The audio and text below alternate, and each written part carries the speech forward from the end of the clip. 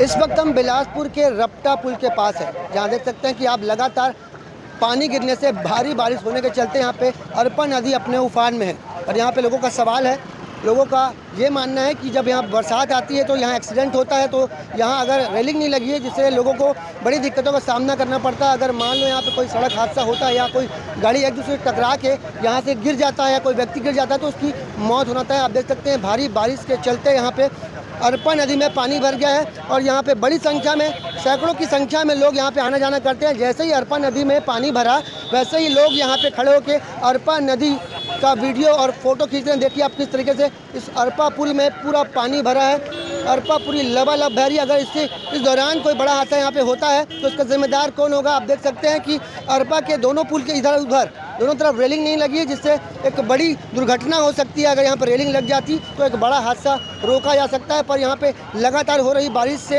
अरपा नदी पूरे उफान में है। आइए यहाँ पे लोकल उनसे बात करते हैं किस तरीके का यहाँ पे दिक्कत हो रही है आने जाने में। यहाँ पे सड़क भी खराब है, देख सकते हैं पूरी सड़क की हालत खराब है, पर इसे आज तक रिपेयर नहीं किया जा रहा है। बरसात शुरू हो गई है, इसके बावजूद यहाँ पे विभाग के अधिकारी ध्यान क्यों नहीं दे रहे हैं? यहाँ पे कुछ लोग उनसे बात करते हैं, जानेंगे कि किस तरह की दिक्कत होती है। कहाँ रहते हैं आप? हम चाटेरी मिला पा रहे। ये क्या कुछ दिक्कतों का सामना करना पड़ता है इस पुल में? अरे पानी बाढ़ आता है तो पब्लिक को आने जाने में परेशानी होती है। जो सड़क है मिट्टी जो लगे रहता है वो क्या है जाम हो जाता है, तो पानी एकदम जाम हो जाता है, पब्लिक को आने जाने में दिक्कत होती है।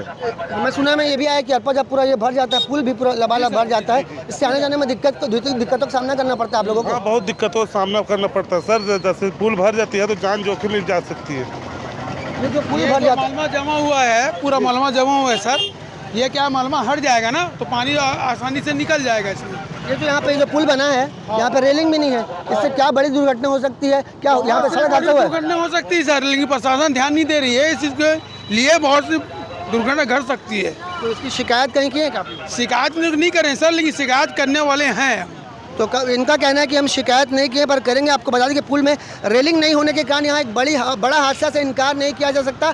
यहाँ पे और भी लोग हैं, आइए उनसे बात करेंगे कि क्या कुछ कहना है उनका इस बारे में। क्या नाम है आपका? नाम? मैं जागेश्वर वर्मा। क्या मांग करते हैं? यहाँ इतना बड़ा पुल है पर यहाँ पर रेलिंग नहीं लगी है और लगातार अरपा नदी में पानी बढ़ते जा रहा है, इससे क्या कुछ दुर्घटना हो सकती है? आप लोग क्या मांग है? हम मांग ये कर रहे हैं भैया कि वो पुल जल्दी चालू करा, नया पुल जो है वो जल्दी चालू कराए। वो बहुत लेट हो गया, 2 साल हो गए, 1 साल हो गए, आप देख रहे हो है ना। वो पुल आप जल्दी चालू करा लो।